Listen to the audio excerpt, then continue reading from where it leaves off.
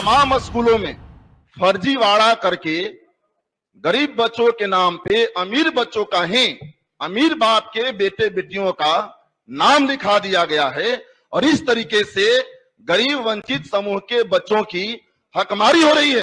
उसको लागू करने के लिए हम लोग ने 2011 में नियमावली बनाई है कि जहां पे स्कूल स्थापित होता है उसके आसपास के गरीब बच्चों को उसमें 25% नामांकन लेना है। और सरकार तो इतनी गंभीर है कि स्कूल को भी कहती है कि आप अगर उनको पढ़ाते हैं तो उनके लिए आपको शुल्क और बाकी चीजों की हम प्रतिपूर्ति कर देते हैं।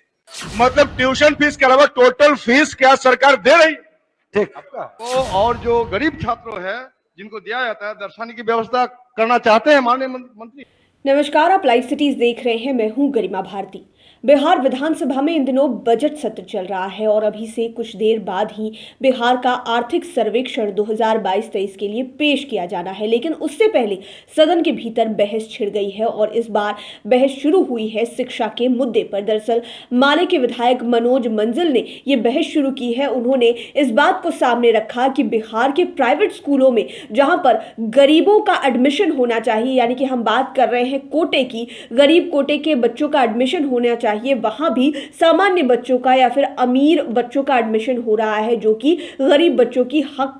तो आपने शिक्षा मंत्री के जवाब को सुना। अब देखना होगा कि आगे इस मामले में क्या कुछ किया जाता है। अगर सचमुच में बिहार में प्राइवेट स्कूलों की भी यही सच्चाई है तो ये बेहद गलत है। गरीब बच्चों के हक को मारा जा रहा है, उनके साथ भी न्याय होना चाहिए। बिहार में सरकारी स्कूल की शिक्षा व्यवस्था कैसी है वो तो सबों को पता है, लेकिन अगर प्राइवेट स्कूलों में पढ़ाई अच्छी होती है तो वहां पर हर तबके के बच्चों को बराबर का अधिकार मिले, ये बेहद जरूरी है और बहुत ही अच्छा सवाल उठाया गया था। देखना होगा कि आगे इस मामले में क्या होता है। लाइव सिटीज के साथ आप बने रहें, हमारे चैनल को सब्सक्राइब करें। ये वीडियो फेसबुक पर देख रहे हैं तो पेज को लाइक करें, साथ ही साथ हमें ट्विटर पर जरूर फॉलो करें। धन्यवाद। इसका उद्देश्य है कि यह साझा स्थान प्रदान करता है जहां पे अमीर, गरीब और विभिन्न जाति के बच्चे एक साथ बैठते हैं, पढ़ते हैं, रहते हैं, कम से कम जीवन के अपने 8 वर्षों तक।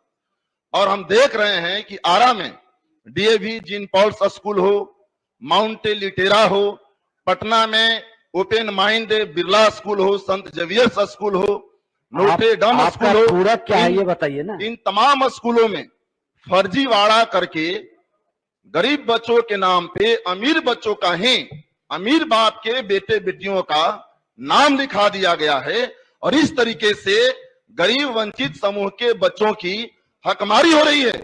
अगर सरकार सचमुच इस कानून के प्रति गंभीर है तो क्या दिल्ली और तमिलनाडु राज्य के तर्ज पे इस कानून के इम्प्लीमेंटेशन के लिए कोई नियमावली, कोई मॉडल बनाने पर विचार रखती है या मॉनिटरिंग के लिए कोई सिस्टम बनाने पर विचार रखती है?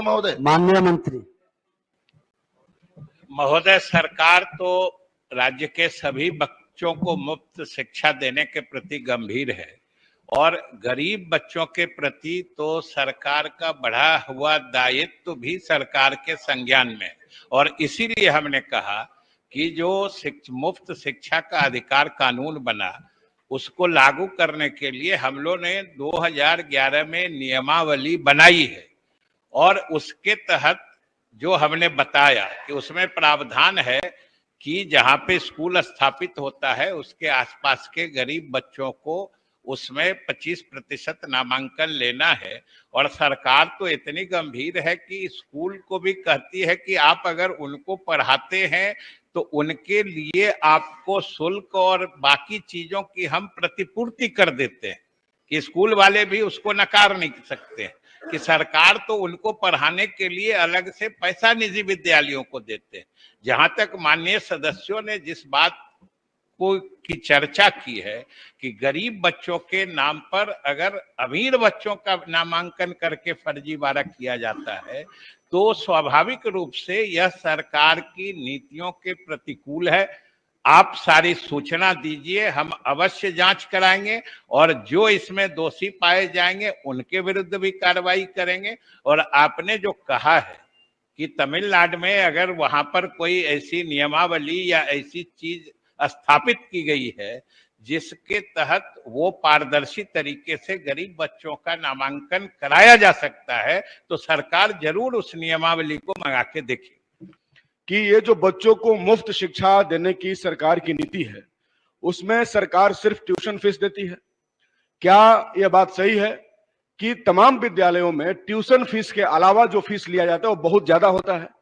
तो जो गरीब लोग हैं जिनको आप इस एक्ट के अनुसार लाभ विषय से हटकर नहीं विषय में महोदय कि चूंकि ऐसा ये कानून ऐसा बने समावेशी, आपके सुझाव को ग्रहण किया महबूब जी। महोदय बात सुन लिया जाए महोदय संक्षिप्त में बोलिए, संक्षिप्त में बात सुन लिया जाए। मतलब ट्यूशन फीस के अलावा टोटल फीस क्या सरकार दे रही? ठीक, मैं समझता हूं कि ये अनुदान सागर में सागर भरिया और अमीरों के बच्चे को गरीब बना के जो व्यवस्था के साथ जो प्राइवेट स्कूल की मैनेजमेंट है वो डीओ के साथ मिली भगत करके हो रहा है। महोदय, मैं ये जानना चाहता हूं, क्या डीएम के वेबसाइट पर विद्यालय के छात्रों को और जो गरीब छात्रों है जिनको दिया जाता है दर्शाने की व्यवस्था करना चाहते हैं माननीय मंत्री?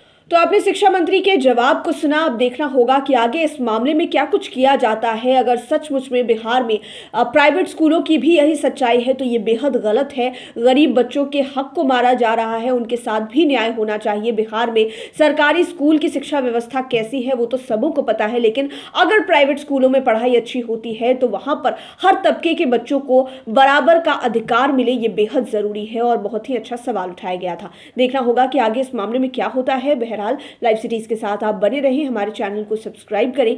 ये वीडियो फेसबुक पर देख रहे हैं तो पेज को लाइक करें, साथ ही साथ हमें ट्विटर पर जरूर फॉलो करें। धन्यवाद।